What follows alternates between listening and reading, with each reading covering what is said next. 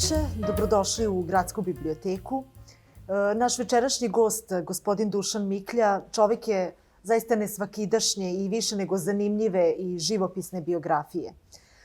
Samo jedan njen deo otkrivamo u knjizi koju ćemo večeras predstaviti, u knjizi Gradovi kao sudbina, koju bih najpre mogla da odredim, ako je to baš neophodno, kao putopisnu i autobiografsku prozu.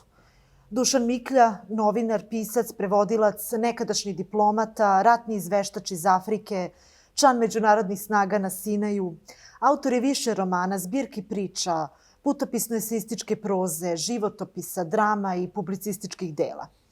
Njegov roman New York Beograd dobio je nagradu Zlatni hit Liber za jednu od najčitanijih knjiga te godine i po njemu je snimljen i istoimeni film.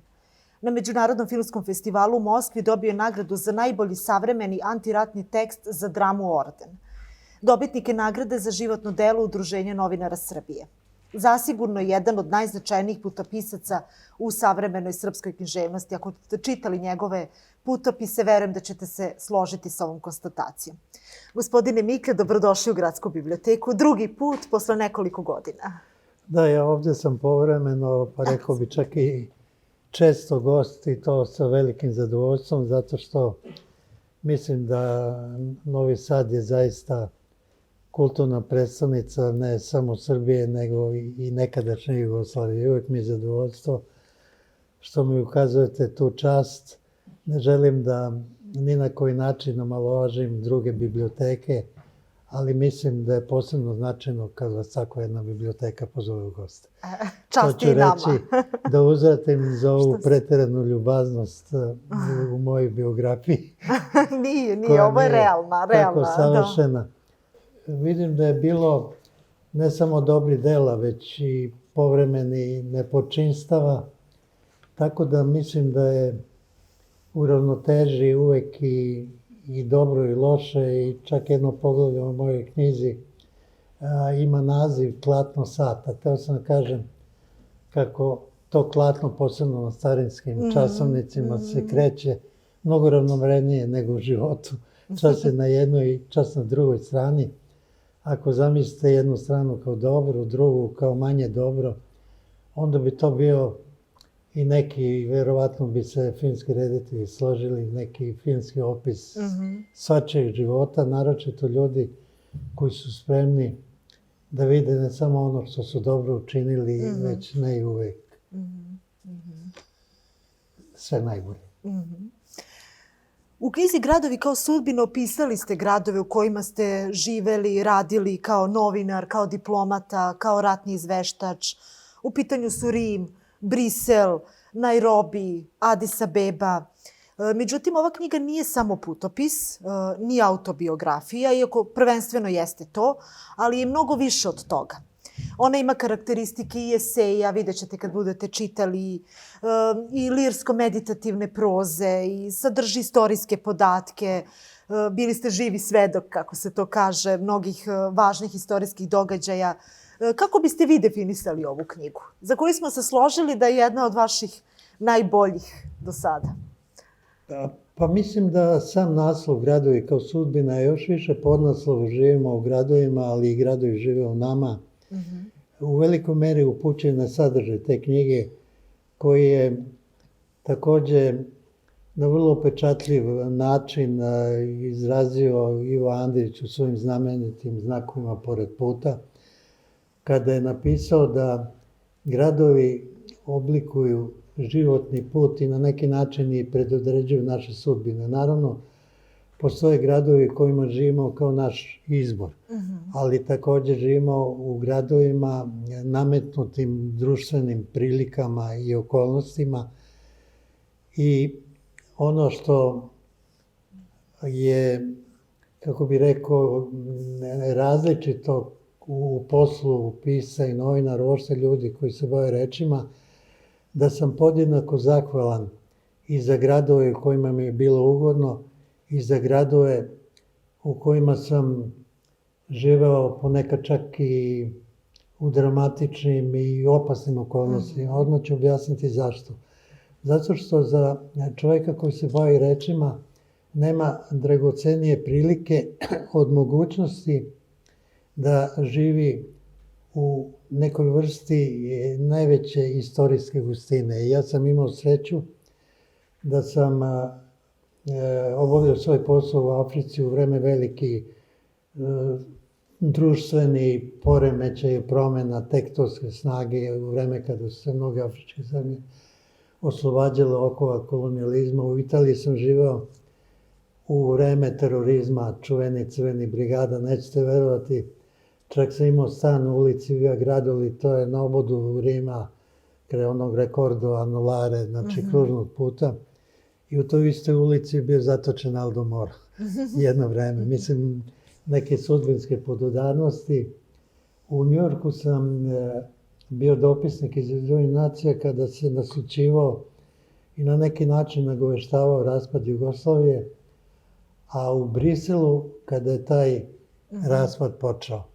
I pošto sam bio, mislim, u jedno vreme jedini dopisnik, a na mene su gledali u vreme ozloglašenosti nas i kao naroda, kao, mislim, da su me gledali kao na jetija. Tako ste napisali, kao jetija, da. Da bi se manje začudili da vide jetija u konferencijskoj sali, nego nekoga koji se predstavljao iz neke tako, eto, ozloglašene zemlje.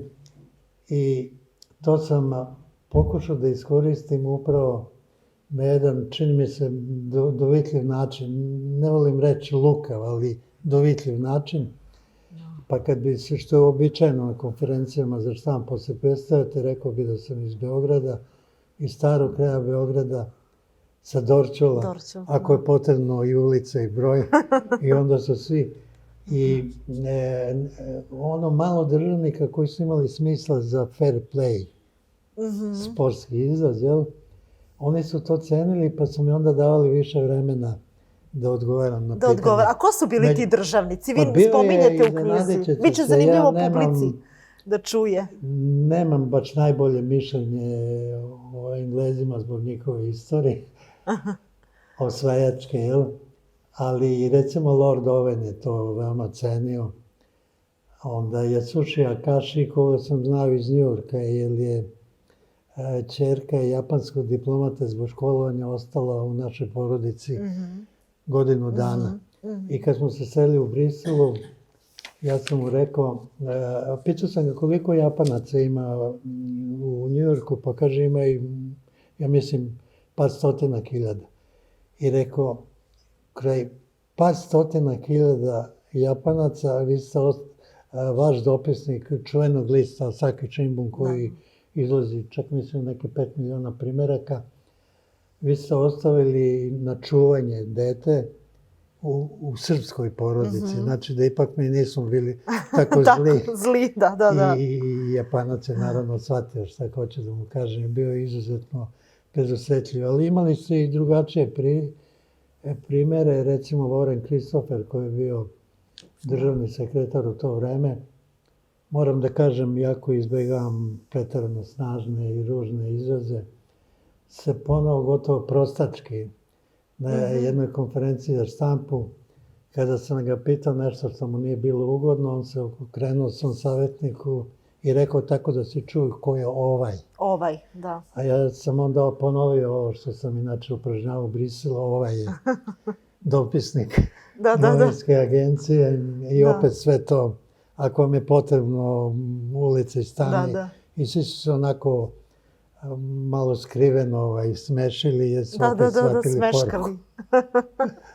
Možda da počnemo ovako sad svojevrsno putovanje na promociji iz Italije. Opet ćemo se posle vratiti na Brisel, tako i roman kreće iz Italije koju nazivaju muzejem pod otvorenim nebom.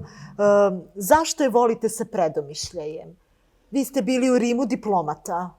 Pa da vam kažem, mi kad govorimo o Italiji, većina nas znamo Italiju čak i da ne putujemo u nju po znamenitostima, po tim starim gradovima, po tome što to stvarno jeste muzej pod otvorenim nebom. Pri tome ne mislim samo na Rim, Firencu, te na Toskanu, mislim na bilo koje mesto u Italiji, čak i najmanje ima trg, ima česme, ima čovečan prostor za život čoveka.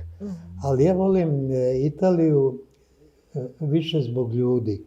Mislim, to blago umetničko, gotovo u seoskim crkvama ćete vi naći neku sliku velikog umetnika toga doba. Zato što, evo recimo, imao sam sreću da zbog same prirode posla da upoznam neke značajne ljude, ali neke sasvim običaje i podjednako su mi dragi. Počeo od predsjednika Partinija. Recimo, tamo sam doživao, znate već običajni način kad tražite neki razgovor, intervju, telefonirate u uredu za štampu, naravno.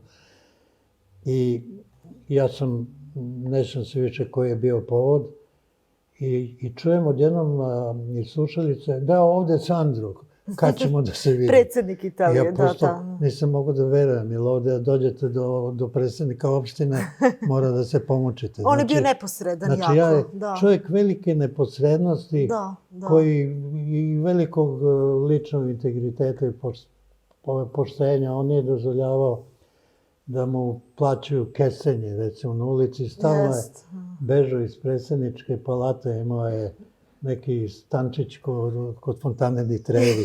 I u knjizi opisujete da se javljao svima na telefon. Svima, i baš i za vreme tog razgovora, pa gotovo i nismo razgovarali, ili 2/3 tog razgovora prošlo u njegovom pravdanju, nekoj komšinici što nije došao na kafu, krojaču, na probu odela. I tako je čovjek bio. I ono što sam zapamtio, 2 epizode koje su zanimljive, u vreme tog terorizma, tih Brigata Rosa i koja je bila neka druga teroristička organizacija, on se zaista najiskrenije nudio da ga prihvate kao taoca, umjesto nekog otetog sudije ili šta znam. I onda bi je to objašnjavao. Volao bi, kaže, da uvaže tu moju molbu da tim mladim magacima izvučem uši. Tako je bio, on je već bio vrlo star čovjek. A sećam se drugog događaja na utakmici Italija-Danska. To vreme trener bio Milan Milanić, pa me vodio na tu utakmicu. Italijanima nije išlo, mislim čak da su gubili. I onda je narod, odnosno ovi gledalci oko njega, primetili da je Pertini također gledalci. Onda su svi ustali i počeli da viču Pertini u navalu i onda on ustao, mahao i nje. Sad kad govorimo o tim znamenitim ljudima, imao sam sreću da upoznam i recimo Moniku Viti, čuvenu glumicu, koji su obožavali sve piljarice na Ponte Milviju, to je više narodski deo Rima. Ona je igrala, znači, u gotovo metafizičkim filmovima Antonionija, a volele sve piljarice ili je bila takav lik. Ali počeo sam od ti, ne znam, Latoada, Pertini, Berlinguer je bio vrlo cenjen. On je poticao iz neke otmene porodice sa Sardinije, a bio je sekretar Komunističke partije Italije, isto čovjek velikog integriteta. I kad je umro, vođa Messija, sadašnja premijerka Italije, potiče iz tog pokreta, koji je sad malo umiven i ublažen. I onda je došao Almirante, znači to je bio u stvari neofašistički pokret, da izlazi saočešće. Pa su iznenadili novinari i pitali, ali vi ste tako bili nepomirljivi protivnici, kako je moguće da ste vi došli? Kaže, on je bio, govori za Berlinguera, jedna od retke ličnosti sa kojim sam mogao se rukujem da posle ne perem ruke. Ali sad ću završiti sa Serđom, koji je bio kelner u nekom bistrovu tamo kraj Stampe Estere, gde su bilo sedište strane novinara.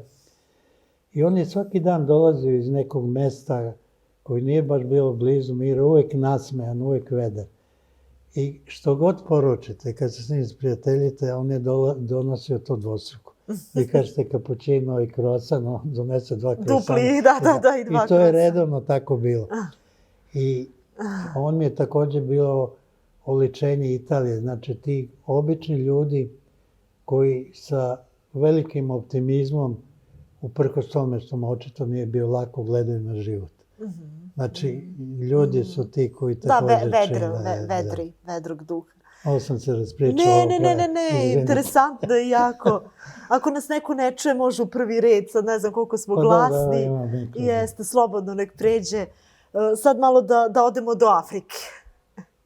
Ovako da sledimo tok knjige. Kažete da je Afrika i izvan i iznad stvarnosti. Živjeli ste u Etiopiji, u Nairobiju. Zašto je Afrika tako nadrealna? Pa ja sam možda živeo u Africi u to uzbudljivo vreme, kažem, velikih promjena, ali Afrika je kao kontinent veoma različit od Azije. Afrika je kontinent velikih prostranstava, ali na neki način prilično su neki krajevi opustošeni još od izvoza robova. A moram da pomenem, pošto sam sam izabrao da upoređujem sa Azijom, za razliku od recimo Indije, da je to takva gustina naroda na drumovima, da imate utisak kao da se pred vama, ja sam se vozio autobusom do Agre, pošto tamo čuveni Taj Mahal kraj tog grada. Imate utisak kao kad se otvara, raskriljuje zavesa u pozorištu, da tako autobus uranja u tu gomilu ljudi koji neprestano negde idu, gde idu, kuda su se zaputili. Afrika je uzbudljiva, za mene sad se sve više o tome govori, što tamo nikada nije prestao taj iskonski osjećaj i potreba jedinstva sa prirodom. Što je u Evropi prilično zanemareno i zaboravljeno. I oni prosto žive tako da je u njihovom životu neobično prisutna i ta prošlost, znači njihovi preci. Kult predaka, da. I zbog toga, naravno, je razvijeno i veoma to sujeverje, ali to osjećanje sa prirodom je tako snažno da se oni odnose prema, ne znam, brdu, prema reci, prema šumi, kao prema nekom živom biću. I mislim da je taj osjećaj u velikoj meri, kao sam rekao, zanemaren na štetu celog čovečanstva, koje tako gotovo zverski uništava tu prirodu. I da pominjem ta istraživanje rude sada i svega toga. A koji vam je najsnažniji utisak iz Afrike? Verujem da ih je mnogo tu sigurno. Pa ima mnogo, da vam kažem, sada kad bi nekoga pitali gde bi putovali, svi bi, naravno, to je potpuno prirodno i opravdano, putovali u Pariz, Rim, ali neki od mojih najupečatljiviji doživljaji su bili u gradovima u koje bi se malo ko zaputio. Ja sam recimo bio u Kartumu, Kartum i Omdurman, to su dva grada na dve obale Nila. Tu se plavi Nil uliva u Beli Nil, a uzred da kažem da sam bio i na izvoru jednog Nila u Viktorija jezeru u Ugandi i na izvoru plavog Nila u Etiopiji, tako da sam ceo taj Nil na neki način doživao. I sad kad, i vozio sam se nekim dereglijama tamo, i kad avionom letite od Kartuma u Kairo, tek tada shvatite koliko taj Nil je sam život. Jer je samo oko reke zelenilo, a sve malo dalje od toga je žutilo i besplodnost. I umalo nije došlo do rata između Ugande i Egipta, jer feldmaršal Amin, koji je bio više klon nego državnik, je teo da skrene Nil. Nešto sam naljutio na Egipćane, teo skrene da se ne uliva Sredozemno more, nego negde, ne znam gde je u Indijski okean, što je, kao kažu, kazus belli, razlog za rat.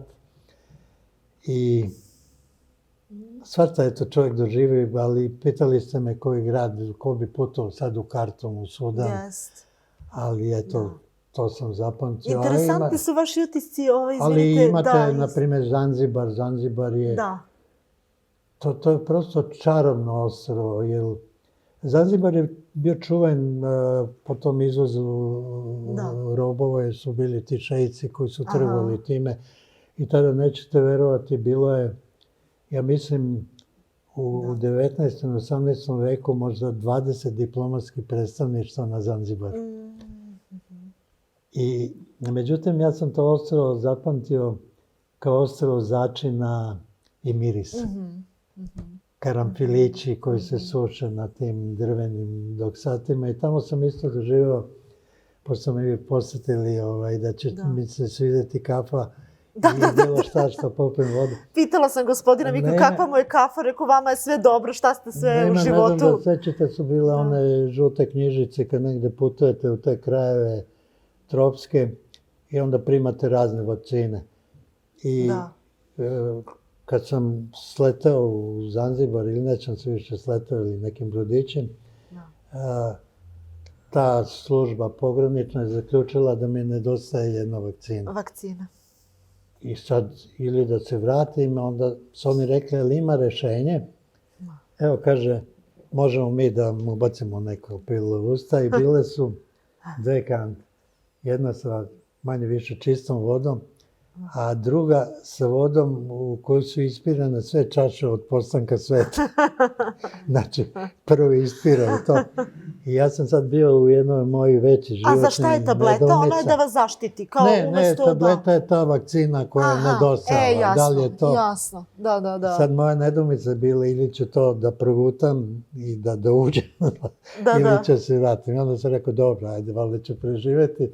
Onda on je ispravo to. Ali vredilo je za Zanzibar, jel? Vredilo, apsolutno. Nijednog trenutka se ne kajem, iako je naravno.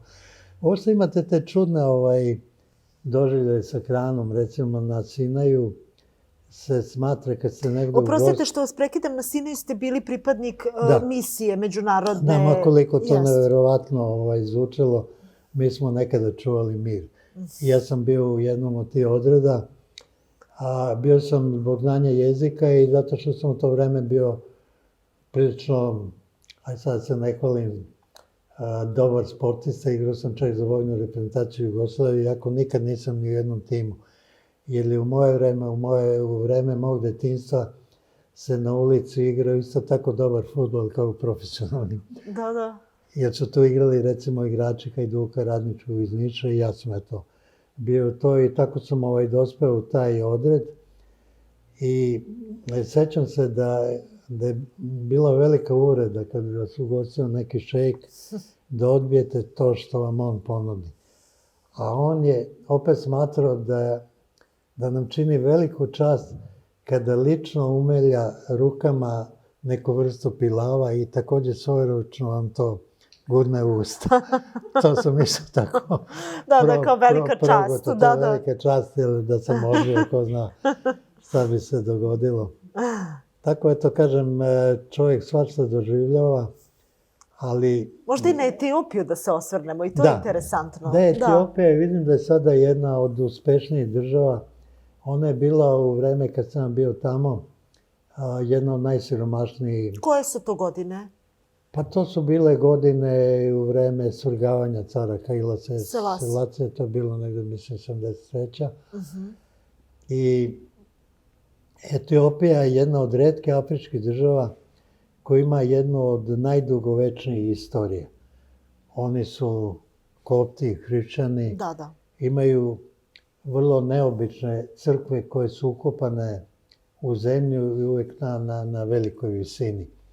Imaju, kažem, tu nevjerovatnu dugovečnu tradiciju, ali su bili također izuzetno siromašni.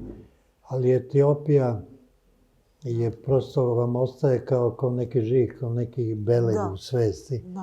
Upravo zbog te svoje istorije dugovečne i neobične. Oni jesu bili neki bedem hrišćanstva u Africi koja je bila ateistička. Odolevali su. Ili su bile te mnogobožačke religije. Znači, tako to što su oni živjeli na tim visovima nije slučajno, jer to je bilo kao neka tvrđava. Navodite da kod njih sve stremi ka nebu, sve stremi, da. Sve stremi ka nebu i Eukaliptusi i njih spominjete. Eukaliptuse su uvezli, ja mislim, iz Australije, tako što je neki od tih putnika i zasadio i onda su oni tamo uspevali.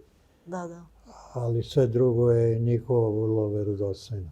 Objašnjavate u knjizi zašto oni i grade takva utvrđenja oko svojih svetilišta i... Pa da, oni su, to nekako nije dovoljno zapaženo, oni su u stvari malobrojni. Jer svi narodi koji okružuju imaju mnogo više, mnogo su brojnije te nacije oko njih.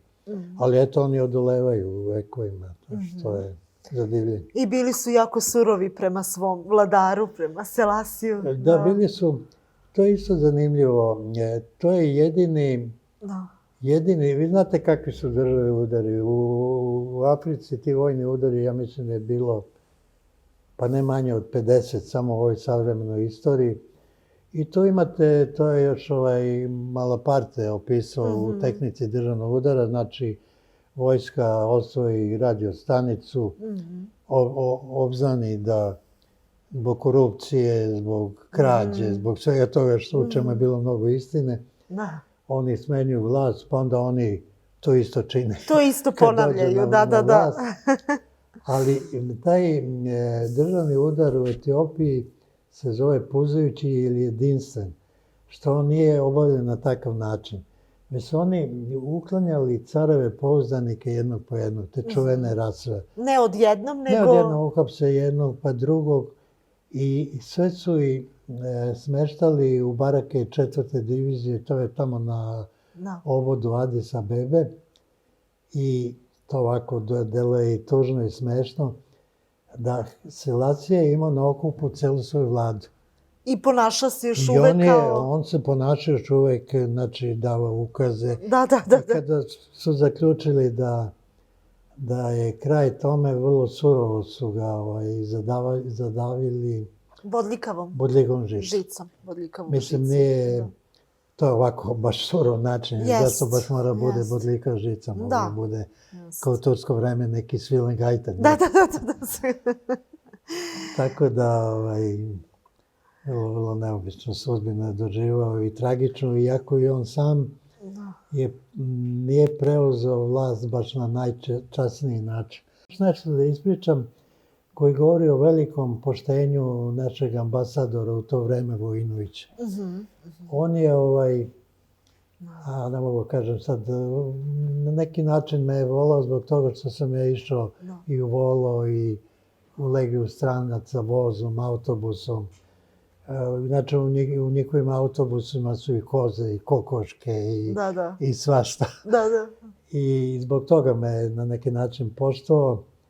I kada se zadesio u Beogradu, u to vreme naš vladar, Josip Broz Tito, koji je bio prijatelj Selasije, doslovno nije mi on to ispričao. Takav je čovjek, ali je to apsolutno verodostojno i pouzdano. Kaže, tamo neki novinačić, svašta piše o mom prijatelju. A ja se isto zaneo, znate, kao mladi oficiri, sad dolazi pošteno doba i tako redom, pa isto korupcija, krađa. Iako je Selasije, ako čovjek čestito rasuđuje, bio jedan od prosvećenih vladara. Znači, on je naravno, nije se gadio novca, ali izrađivao puteve, bolnice i tako dalje, ali ovako teko razgovor, kaže on, svašta piše ovom prijatelju. I sad Vojinović, je ime tog ambasadora, pita ga Tito, je li stvarno to tako? A ovaj mu odgovara, ne samo da je tako, već i gore je bilo. Obično bi ljudi rekli, pa nije, preteruje i tako, da zaštite sebe. Da, sebe zaštite. To se retko događa. Jer sjećate te ljude, sjećam se sam dobio neku poručbu od nekog časopisa da napišem jedan tekst pod naslovom Državnici koje vlast nije promenila. Ja sam tu uvrstio Pertinija, Vizentala koji nije bio državnik, ali lovac na naciste, Agustinja Neta, sa Vizendalom sam recimo pravo ceo dan u Beču, imam čak njegovu knjigu kao posvetu, ali sam za navek zapamtio kako se ponao Agostinu Neto, koji inače bio lekar, veliki gerilac i predsjednik Angole duže vreme, ali također i pesnik koji je prisutan u svim antologijama portugalske poezije. I oni su u to vreme, još nije bio na vlasti, imali neke pregovore sa ova druga dva pokreta, Holdenom i Savimbijem, koji su bili više pod utjecajem Amerike i ne znam već koga. I dogovor je bio da dok traju ti pregovori, on ne daje nikakav intervju. Ne on, nego svi ti učenici. Da. Ali pošto sam ga ja znao iz vremena kad on nije bio zanimljiv za takozvanu veliku svetsku štampu, ja sam se ponadao da će možda učiniti izuzetak. I nešto sam skakao, zasmejavao ove stražare tamo kad vidio ovoga skače kao majmun. I on zaista me pozove i kaže kako to sve teče. I pošto to bio, ne mojom zaslugom, nego bio jedini razgovor koji je otkrivao šta se dešava, to su preuzeli mnogi svetski listovi, ali kao u igri pokvarenih telefona, svi su nešto izmenili onako kako njima odgovara. Pa je recimo Times objavio Neto rat sa Zairom. I sad se vratio sam neki stari Volkswagen, srećan zbog tog obavljenog razgovora. Tad nije bilo mobilnih telefona, morao sam da budem upravnika pošte, ja to pošaljem telefon, ali zadovoljan. Rekao, sad se odmoriti, zvoni telefon, javio se on, kaže, moramo se vidimo, imam velike neprilike. Ja opet sad u taj Volkswagen. Ti pregovori su bili u jednom malom mesarstvu na Kuri, poznato po flamingosima. Da. Čitava jata kao ružiča se oblak. Kaže, evo, zvali smo ovi moji saborci i veoma mi zameraju što, eto, objavila je svetska štampa taj sadržaj. I sad se mi gledamo, on je imao naočare sa nekim velikim dioptrijama. Ja gledam u njega, on gleda u mene, ali ja sad shvatim da je to reč i o mojoj koži. Da. I ja ga gledam ovako i kažem, ali ipak ste vi to rekli. Da. On ovako premišljeno vreme kaže, rekao sam. Pazite, na jednoj strani državnik, poznat u svetu, na drugoj beznačajan novinar. Naravno bi njemu ali on je bio takav čovjek da je rekao da. Ja sam rekao, to je ovako. I onda, kad je došao na vlast proslava prve godišnjice nezavisnosti, to se naravno okupio sad taj krem novinarski, belosvetski novinari, diplomate. Ja iz pristojnosti stojim u nekom od posljednjih redova. I šta se dešava? Idu on, Mašel i, Bože, bio on posle predsjednik Namibije, nije važno, sad ću se kasnije, i primeti me neko od njih. Razgrnuo ove zvanice, zagrle se i to neće nikad zaboraviti. Da. Jer znači oni su ljudi koji bez obzira što su jurili u to vreme, ne znam, New York Times, BBC i sve te velike svetske kuće, oni nisu zaboravili na prijateljstvo u vreme kad nisu bili dovoljno važni. Kada nisu bili toliko značajni, Tako kažem, čovjek sreće razne ljude. Naprimjer, ja sam 2 puta se u Mogadišu imao razgovor sa Kurtom Valkajmom. Pre nego što se otkrila ta njegov prošlost. Mada mi je Vizental rekao da nije on bio neki baš ozloglašeni zlikovac i šta ja znam. I kad pominjem Mogadiš, kako se menjaju vremena. Sad kad čitate o Somaliji, to je, prosto mislite da kročite tamo u smrtne opasnosti. U vreme kad sam ja bio, ja sam noću izlazio i sedao na tim visokim stenama, gledao okean, bez ikakve straha. Pomisli, straha ili nije bilo Dobro, vi se inače ne bojite, niste neki strašljiv čovek. Ne, da vam kažem, ja mislim da postoje različite strahovi. Ja stvarno se ne plašim meteža tih prevrata, uličnih nereda, ali ja recimo nikad ne bi bežao kroz neki podzemni prolaz. Ja osjećam strah od te teskobe. Da, od klaustrofobičnih. A taj strah sam stekao iz poslijeratnih godina u Beogradu, da stalno u nekom redu neko mogao da vas zadavi. Uvijek se čekalo za ovo ili za ono. Da, i onda ste, za ulje, onda za ste tu. ulaznice. Znači, postoje različiti vrsti strahova. Daleko od toga da sam neustrašiv, ali zaista se ne plašim da izađem na ulicu, ma kakav metar bio. Da, dobro iz ovog što kad čovek čita vašu knjigu, ne bi to rekao, da. Da putujem bilo gde. A zbog toga me je poštovao taj naš ambasador. A možda sad opet da se vratimo na Brisel, grad, taj Brisel koji nas prati, uvek nas prati, grad svetlosti i tame. Zašto svetlosti vi iz tada mračnog Beograda, znamo i zašto mračnog, odlazite u raskošni Brisel, koji sav sija, sav blješti, ali niste se dobro osjećali. Ja sam koristio svaku priliku, čak bili ste dopisnik iz Brisela i iz zemalja Beneluxa. Da, meni se dešavalo čak, ne znam koliko je to profesionalno bilo, baš najpoštenije, da završavam neke važne konferencije evropskih državnika pre njihovog završetka. Ja sam tačno znao da postoji jedan ustaljen način. To je ono, bolje mir nego rat. Da, kao da je to sad topla voda. Rekao bi neka neverovatna otkrića. Ali onda zaista vi dolazite u Beograd koji je turoban, mračan, oskudica, ona velika inflacija gde je potrošena. A Brisel sija. A dolazite u jedan grad koji blješti od svetlosti.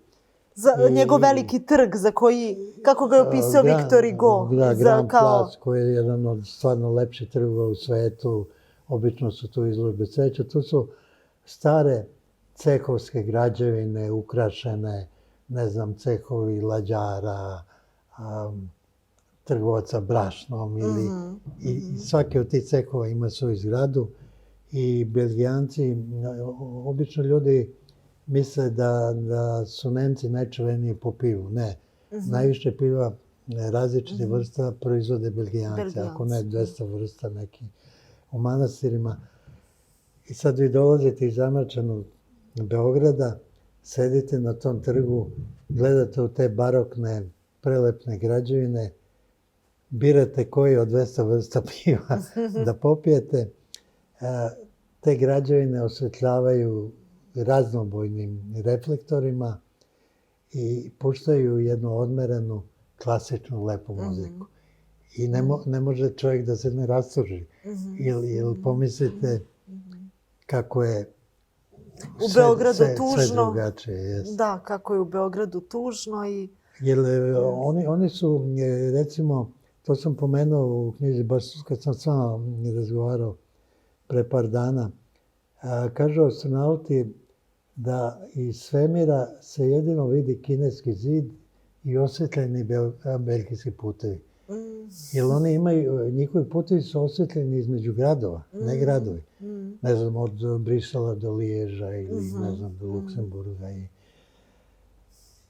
I to je to. To je to klatno koje sam pomenuo. Čas se na jednoj strani, čas na drugoj. A koji od tih gradova je vas lično najviše odredio kao čoveka, kao novinara? Pa svi pomalo počeo.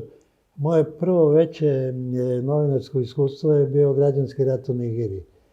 I ja sam tamo dospao jer nisu se baš otimali da odlaze, da izveštavaju taj iz tog rata. A ja sam to doživio kao priliku. I sad to isto ima zaista neverovatan obrt događaja. Znači, ja sam otputovao u Nigeriju, to su dopisnici velikih svetskih agencija.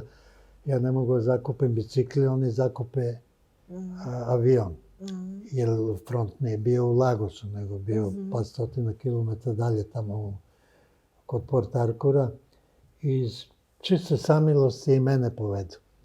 Ali se pokazalo da, kao da im je proveđenje to nalagalo, da je dobro biti solidaran, nikad ne znaš ko može da im uzvrati.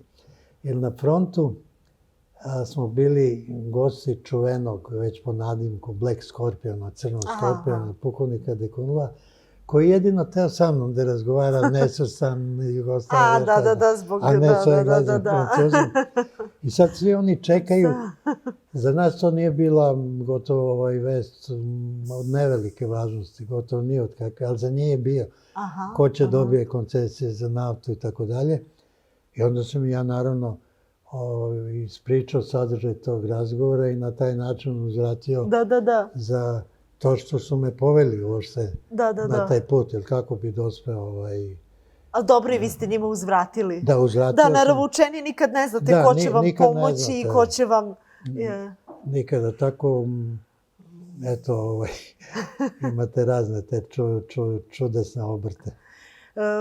Ovo delo je zaista izuzetno. Nažalost, nemamo primerke. Dobro, tu je blizu knjižara Vulkan koja je izdavač knjige i možete kupiti, ali zaista izuzetno ne samo kao putopis, ne samo kao autobiografija, kao esej, već i po svojim referencama na druge književnike, na njihova dela.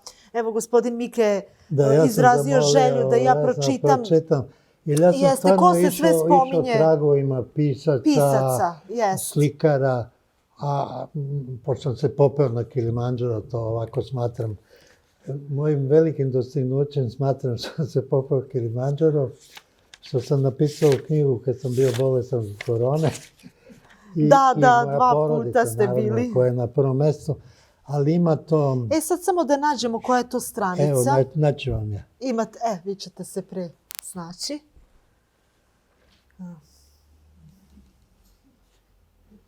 Jeste imali zabeleženo? Da, oprostite, sad ćemo mi... da moram da uzmem ipak naočar.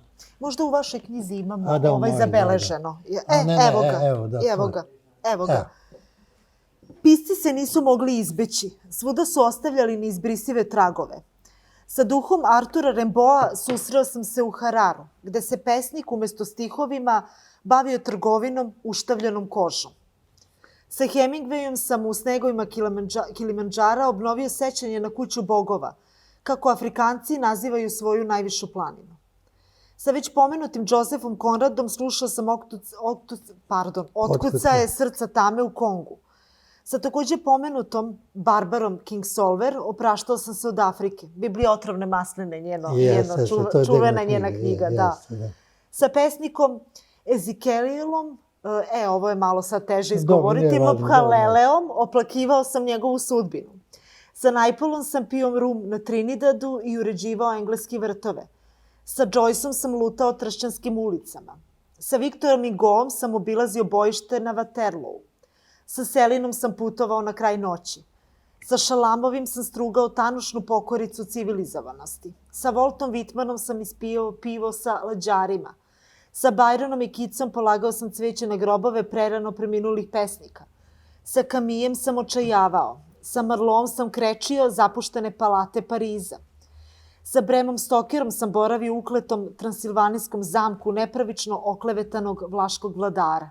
Sad ovde moram da se zaustavim, jer istina da vam je onaj jedan mag poreklom iz Transilvanije u Briselu prorekao rimsku nezgodu. Jeste, zaista, od reči do reči. Pa ne znam, on je mogao da kaže da ću živjeti nešto dobro i loše, to je kao u ruletu kad igrate na crno ili crveno. On je prorekao da ću doživjeti veliku neugodnost. U Rimu. Jer su naoružani ljudi upali noću. Kad ste bili, diplomata. Sa Bruceom Chatwinom sam osluškivao puteve pesmu u Australiji. Sa Kapuščinskim sam svedočio poslednjim danima cara Haila Selasija. Sa Kurcijom Malaparteom sam u Napolju opipavao u džepu grumen korala koji me štitio od urokljivih pogleda i zlih čini. Sa Gatom Kristi sam se skrivao u hotelu Pera Palace u Istanbulu. Sa Kafkom najzad u nadoknadi vremena šetao sam kineskim zidom i zabranjenim gradom. Posvuda sam sa njim delio egzistencijalne strepnje. Da.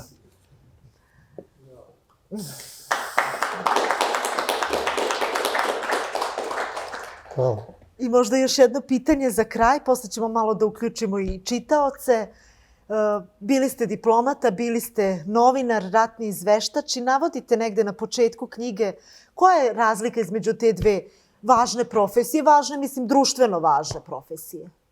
Šta znam, ja sam bio kratko vreme diplomata, 2 godine u Rimu, savjetnik, i sa stanovišta ustaljenih pravila bio sam loš diplomata u tom smislu da nisam trčao da ispunjavam naloge za koje sam mislio su pogrešne i čak štetne. Znači, nisam bespogovorno se povinovao nečemu što se smatra neprikosnovenim. Ali sam s druge strane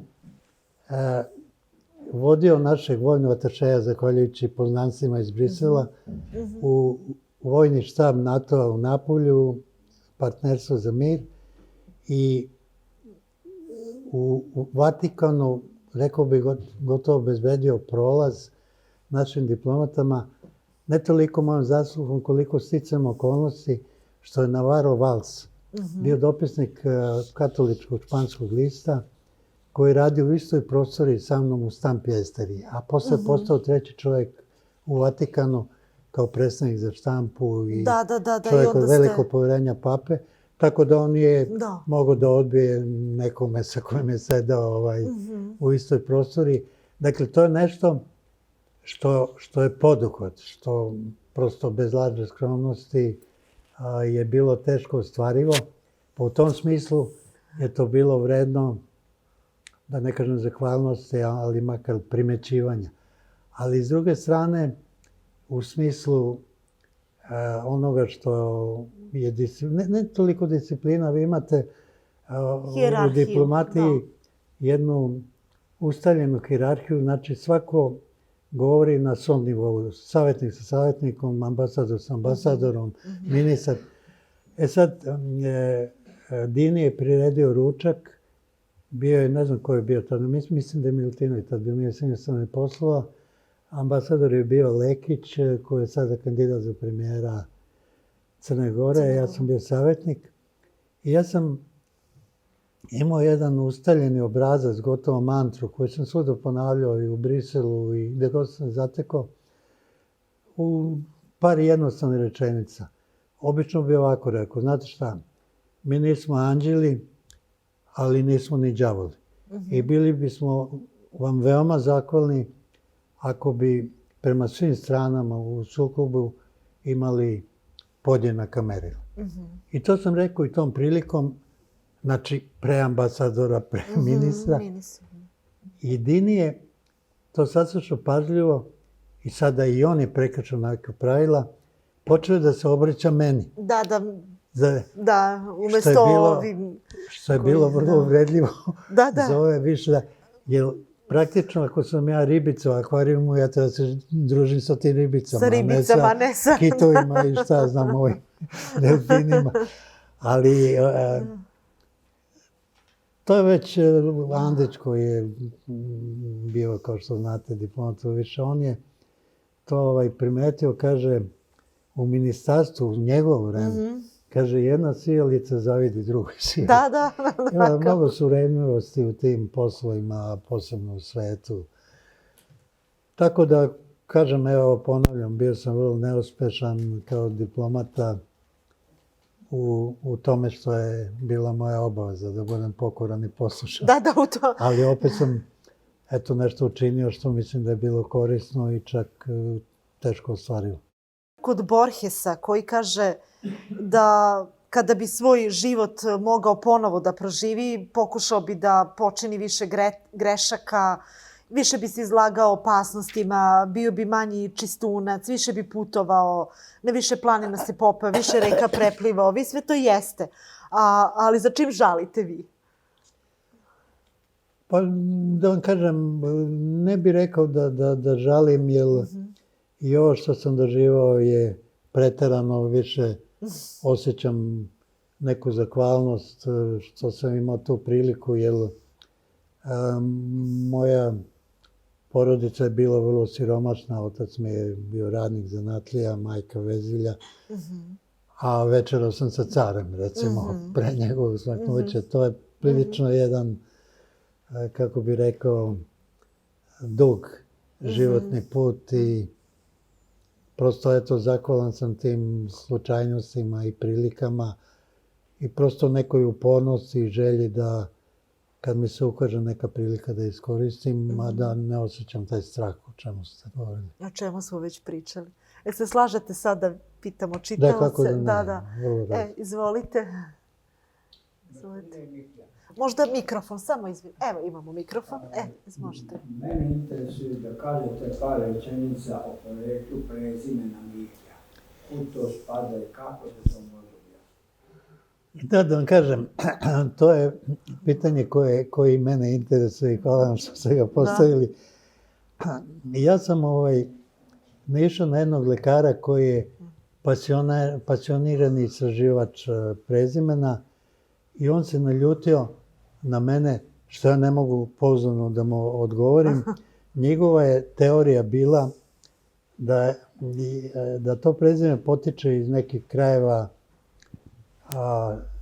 Srba iz Hrvatske. Međutim, mislim da je mnogo uverljivije objašnjenje koje je sad naučni rad i knjiga, nažalost, ja ne znam tačno kako se zove. Mislim da je čak neki Novosađanin istraživao poreklo prezimena Miklja, Tarlać, Žabiljanski i on je zaključio da je taj živalj došao još pre par veka, da je živio negde u okolini Temišvara i da se doselio u Banat.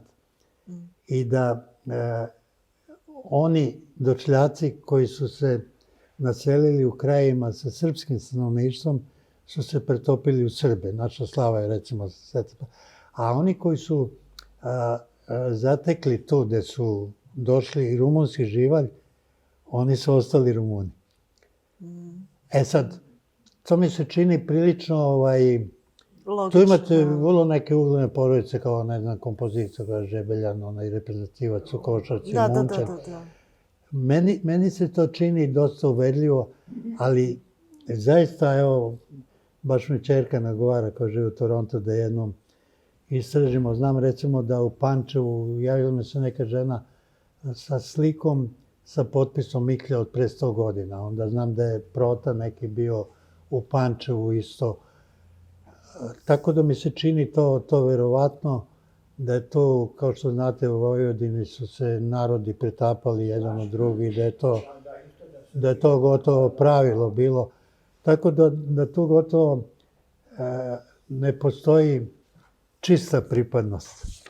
Upravo zbog tog pretapanja iz jednog u drugog. Hvala. Da, mi smo Srbi, mislim. I tako se opredeljujemo, ali to ne znači da smo... Ima Mikle uši, tako dalje. Imate u Kikindi, imate u tim krajima, u Vršcu i tako dalje. Ali to bi zahtevalo ipak jednu ozbiljnu istragu, jer to nemate kod matičara, kod državnih matičara, to verovatno bi moglo se pronađe jedino u crkvenim arhivama. U semantici postoji obrazloženje. Da. I ja to nameravam, ali uvek znate da vas nešto, ali to bi bilo baš i mene lično veoma interesuje. Izvolite. Samo mikrofon, samo da. Samo da dodam stvarno ovome što ste sada rekli, da porodica Miklja ima u Orlovatu i u Zrenjaninu. Moj školski drug u Zrenjaninu bio je Dragan Miklja. Ne, ima u Banatu, u mnogim mestima. Ima, moja majka je rođena u Dobrici. To je jedno selo kraj Vršca, otac mi je iz Sevkirina, to je preko puta Beograda. Dakle, oni su Vojvođani. Međutim, zanimljivo je, kad već govorimo o toj prošlosti, deda. Jedan deda po majci je bio graditelj crkava, a drugi je bio preduzimač, ali takođe se bavio tim poslovima, a obično su graditelji crkava dolazili od nekud. Kao što su Petrograd izgradili čuveni italijanski ili tako majstori. Tako da je moguće da su od nekud i došli i to je vrlo retko prezime Miklje. Mislim, ima i, ali nema, ima Mikijeh. Oni su iz Hrvatske, definitivno. Ali Miklja, a ima i u mnogim zemljama, ima i u Mađarskoj. Ja sam čak na onoj stupi, nećete verovati, u Nepalu našao ubeleženo u kamenu to prezime. Neverovatno, to je već onako čudotvorno. U Moldaviji, u mnogim zemljama. Dobro, u Švedskoj to je ova novija emigracija. Ali u mnogim vojvođanskim mestima imate to prezime. Ne u velikom broju, kažem, to je. Da. Izvolite. To potvrđuje vašu tvrdnju da verovatno to prezime potiče iz Semišvara, odnosno iz rumunskog dela Banata. Da, to tvrdi i meni se to čini verovatnim pre 200 godina i onda zavisno gde su došli, ili se pretopili ili su ostali. Ako su došli u neki rumunski kraj, oni su ostali, jel? Da.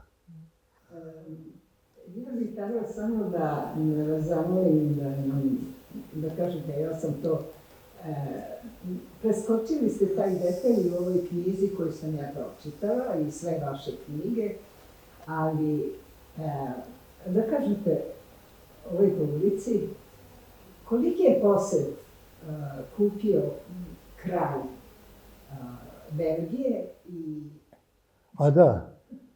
Pa to je, pazite, to su te čudovišnice. Mi sada kad govorimo o genocidnosti, pa nije bilo veće genocidnosti od tog kolonijalizma. Oni su ispraznili Afriku.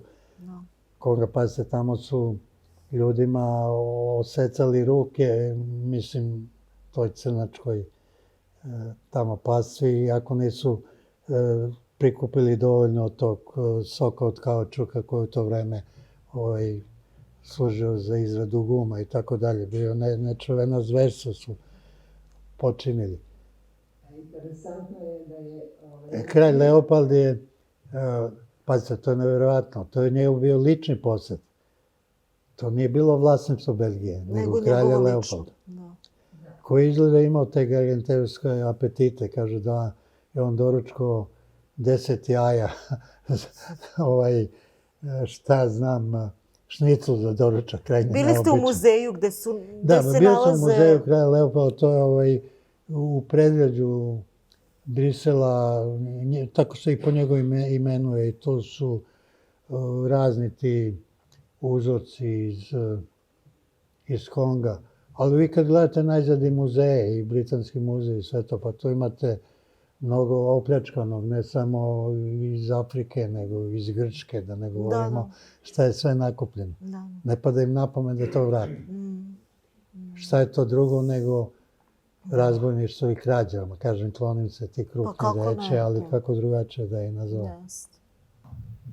Rekli ste da su vaši tu bili kada se pripremao raspad Jugoslavije, pa me zanima da li ste možda primetili na osnovu nekih političkih poteza, tamo dešavanja ili pojedinih događaja, u kom smeru idu stvari, ovako koji bi to bilo dobro kad se vreme? Pa evo ću vam reći, hvala vam na tom pitanju, jer ja mislim da je to omaška, nepažnja ili možda nisu mislili da je to značajno. Ja sam bio dopisnik iz Ujedinjenih nacija iz Amerike, znači ne iz Amerike, iz Ujedinjenih nacija, ali naravno u Njujorku, u Americi.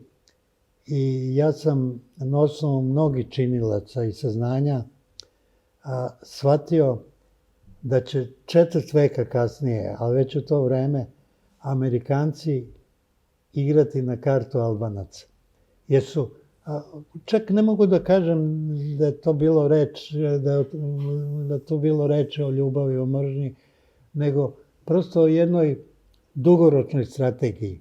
Oni su zaključili na osnovu, pošto imaju tu dugoročnu politiku, da će Albanci biti, da će u jednom, možda čak i negativnom smislu, biti najviše pokotljivi na državnost, na to da steknu nezavisno na Kosovu i rekli su mi ćemo da igramo na kartu Albanaca. Ali kažem, to nije bilo nije bilo reči o simpatijama, ljubavi i mržnji, nego eto tako su oni zaključili i tako se i dogodilo.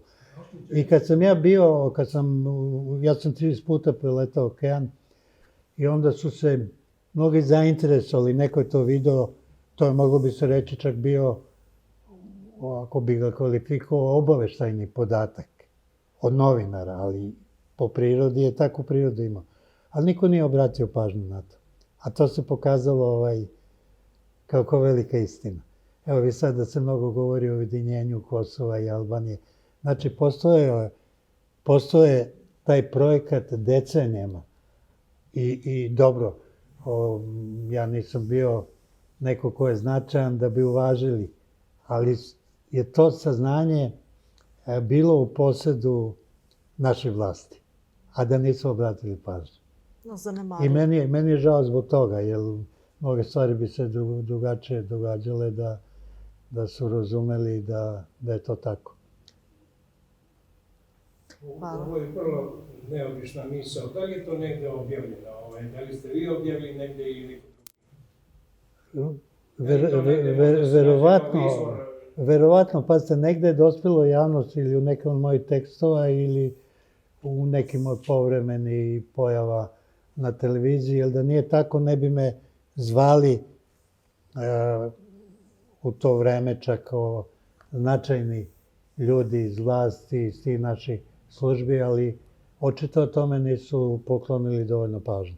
Danas to niko ne spominje, tu tezu. Pa niko, ja čak mislim, ali u zaludi sada, kad je to prošlo, čak si mislim da negde o tome nešto napišem, ali to je, da vam kažem što kaže Borges, postoji samo trenutak, sadašnjost. Albanci tek sada završavaju život.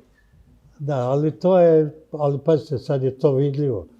Sad se javno govori i o tom ujedinjenju Kosova i Albanije. Ali izvor, odnosno motiv Albanaca je neobičan koji ste spomenuli, a njega niko ovde u Srbiji... Da, oni su prosto pocenili, imaju da... Znate kako, po surovim podacima, demografskim, ljudi zapostavljaju demografiju, to je jedan od najvećih činilaca na koji treba obratiti najveću pažnju. Oni su procenili da oni demografski više obećavaju od Srbije. Jednostavno imaju mnogobrojnije porodice. Vitalniji su kao, to su znači surovi podaci, surovi zaključeni na osnovu činjenica. Jer imaju taj think tank, ta skladišta mišljenja po univerziteti, pa šta znam. Tako da praktično američki predstavnik samo saopštava ono što je pre toga istraženo u mnogim drugim institucijama. Reagan je, na primjer, bio čak i kao glumac, bio trećerazredni glumac, a izabran je za predsjednika, što su zaključili da će on vrlo umešno da obznanjuje te poruke. I kad je on bio bez tog teksta, recimo jednom u razgovoru sa Gorbačevom, a jednom sa svojim protiv kandidatom, on je delovao potpuno bespomoćno. Da. Delovao je tužno, jer on u stvari je bio glumac koji je saopštavao poruke. On nije imao svoju misao, svoje stanovište. Da, svoj stav prema tome. I moj Kissinger, naravno, koji se također sada neče. Da. Mislim da se ne oglasio pre par meseci. Da, ali ga očito potiskuju. Izvolite, da li imamo još? Ako ne, hvala vam. Ja vam zahvaljujem na pažnji i dugo vam izvinjenje što sam mnogo pričao. Ne. Kako? Hvala vam. Žao nam je zbog... Ima toliko toga, ne može čovjek da seti. Ja neki put svratim s nekog ostanja sa televizije koji sve ređe. Vidim da me nerado pozivaju jer nikad ne znam šta ću kažem, a jako se ja trudim da ih ne uznemirim. Pa kaže moja supruga, a dobro, što nisi rekao, ne znam, što nisi rekao za Kaunda, ajde sad da se i njoj odužim. Ne znam da znate da u Kaundinoj vladi nije mogao da bude niko ko nije znao da peva. Ja sam 6 puta putovao u Lusaku, neki beznačajni razgovor o nesvrstanosti. I onda smo pričali o potpuno drugim stvarima, kako su ga jurili lavovi, on je bio u nekoj misionarskoj školi gde su neprestano pevali. Da. I on je svaku sednicu vlade počinio nekom od tih pesama. I ko nije znao da peva, on je morao da izađe iz On vlade. leti. Kaže, kakav je to ministar, ne zna da peva. Da, pa dobro. Nije nevažno, da. Pa da.